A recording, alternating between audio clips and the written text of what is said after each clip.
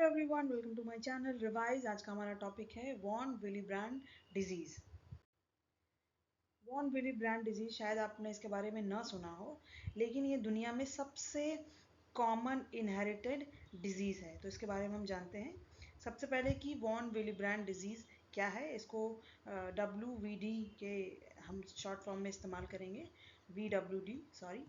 ये एक genetic blood disorder है जो शरीर की थक्का बनाने की जो क्षमता होती है, जो क्लॉटिंग करने की क्षमता होती है, उसे प्रभावित करता है। सिंपल वर्ड्स में जाने तो जिन लोगों को ये डिसऑर्डर होता है उनमें एक फैक्टर मौजूद होता है जिसको बोलते हैं वॉन विली ब्रांड फैक्टर, जिसके कारण ब्लड क्लॉटिंग बनाने वाले जो प्रोटीन होते हैं वो सामान्य से कम लेवल पे काम करते हैं, या प्रोटीन मौजूद होता है लेकिन उस तरीके से काम नहीं करता जैसा उसे काम करना चाहिए। इससे चोट लगने या सर्जरी या मेंस्ट्रुअल साइकिल जो स्टार्ट होती है उसमें सामान्य जो शारीरिक कार्य होते हैं उसमें जो थक्का बनाना मुश्किल हो जाता है। जो थक्का बनाने की प्रोसेस होती है वो काफ़ी मुश्किल हो जाती है। इसका कारण क्या है? देखिए, इसका कोई एक कोई बड़ा कारण यही है कि ये इनहेरिटेड डिजीज़ है। ये दोनों आपको किसी दोनों माता पिता के जीन के माध्यम से आपको मिल जाता है, और अधिकांश व्यक्ति इस स्थिति के साथ ही पैदा होते हैं। जहाँ कुछ जो ब्लीडिंग डिसऑर्डर होते हैं वो अचानक से सामने आ जाते हैं, आपको पता ही नहीं चलता कि अरे ये कैसे हुआ। लेकिन ये जो VWD डिसऑर्डर है, वॉन विली ब्रांड डिजीज़, ये आप इसके साथ ही पैदा होते हैं, राइट। ये मतलब आपको जन्म से ही मौजूद होता है, या आपको इसके सिम्टम्स आपको जन्म से ही दिखाई देने लगते हैं। इसके कॉमन सिम्टम्स क्या हो सकते हैं? कई लोगों में ये जो डिजीज़ है, ये जो डिसऑर्डर है, ये तब तक नहीं दिखता जब तक कोई खास चोट ना लग जाए या कोई सर्जरी ना हो। लेकिन जो सिम्टम्स दिख सकते हैं उसमें क्या शामिल है? उसमें बार बार नाक से खून आना, और ख़ासकर जब आप ब्रश करते हैं तो मसूड़ों से खून आने लगता है, ब्लीडिंग गम्स। और जब चोट लगती है तो हल्की ब्रूज भी आपको सामने लग सकती है, जिसको निलसा बोलते हैं हम। थक्का आपको दिखने लगता है कि कुछ काला पीला पड़ गया है, कुछ काला काला नीला नीला दिख रहा है आपको शरीर में, दैट इज़ कॉल्ड ब्रूजिंग। और भारी या लंबे समय तक बार बार जो खून आता रहता है, हैवी और प्रोलॉन्ग मेंस्ट्रुअल ब्लीडिंग। जो मेंस्ट्रुअल ब्लीडिंग होती है या तो हैवी आती है या बहुत ज़्यादा समय तक बनी रहती है।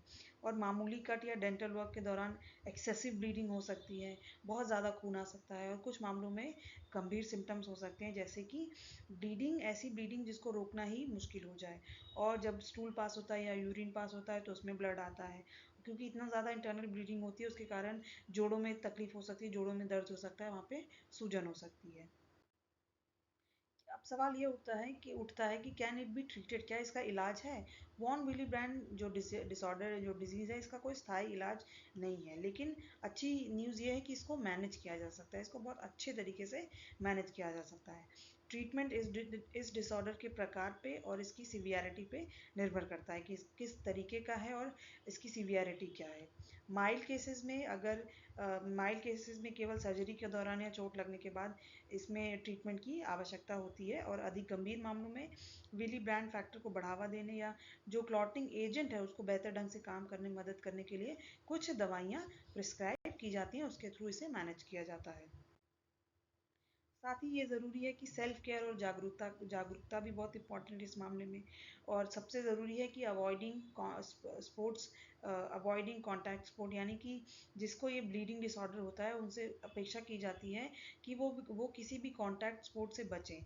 ठीक है, मान लीजिए कोई प्रोसीजर होना हो तो हेल्थ केयर प्रोफेशनल को पूरी जानकारी दें कि उनकी ब्लीडिंग कैसी होती है, ब्लीडिंग आती है तो क्या क्या उनको दिक्कतें महसूस होती हैं, क्लॉटिंग बनती है कि नहीं बनती है।